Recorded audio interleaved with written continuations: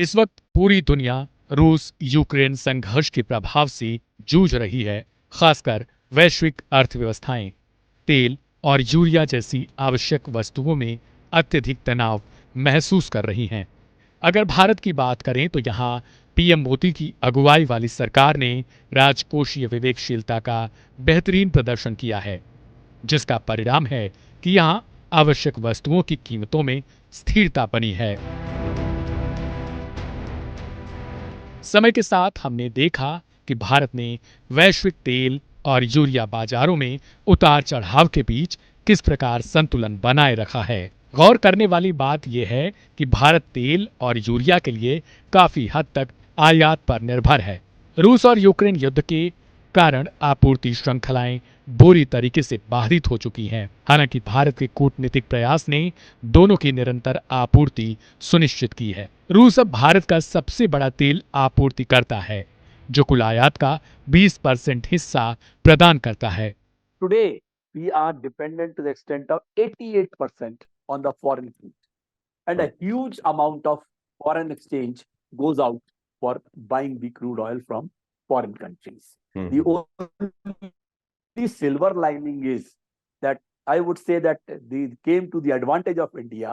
The Russia-Ukraine war, the Russia is supplying a lot of crude oil to India, and that is relatively cheaper if India buys from US, Venezuela, or Middle East. So that comes relatively at a lower price, and therefore we were able to save some of the foreign currency as well. Modi सरकार की कूटनीति इन संसाधनों को सुरक्षित करने में महत्वपूर्ण रही है, लेकिन इसके साथ ही एक महत्वपूर्ण बात है कि सरकार ने उपभोक्ताओं और किसानों को कीमतों में वृद्धि से बचाने के लिए अपनी सब्सिडी योजनाओं का विस्तार किया है। यूरिया सब्सिडी दोगुनी हो गई है, जिससे किसानों पर प्रभाव कम हुआ है। It's undeniable that India has depended on Russian fertilizer for years. That's undeniable. But I think a lot of the impacts and efforts that Prime Minister Modi has made to really ramp up things like the nano urea, that's going to make a huge difference in the long run.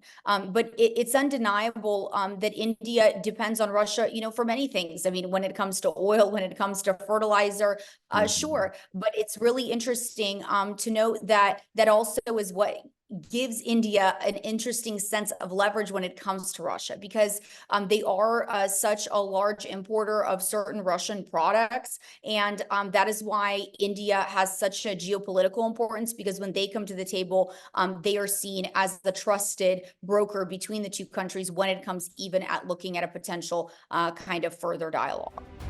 हालांकि ये subsidy नौकरी निर्माण, बुनियादी ढांचे के विकास और सामाजिक कल्याण कार्यों जैसे अन्य क्षेत्रों की कीमत पर आई हैं। सरकार को तात्कालिक राहत को दीर्घकालिक निवेश पर प्राथमिकता देना पड़ा है। This strong push to put a focus on producing, urea locally, nano urea, actually can certainly help in job creation. But everything is a trade-off. If, of course, there are things that will be an economic hit in for a short period of time, but the long-run implications of some of these schemes actually can be quite beneficial. But the devil is in the details and in the execution. It's very important to understand how this is actually going to be executed over time. Bharat के रूस और Ukraine के साथ कूटनीतिक संबंधों ने आपूर्ति सुरक्षित करने में महत्वपूर्ण भूमिका निभाई है, जबकि कूटनीति ने तात्कालिक राहत में मदद की है।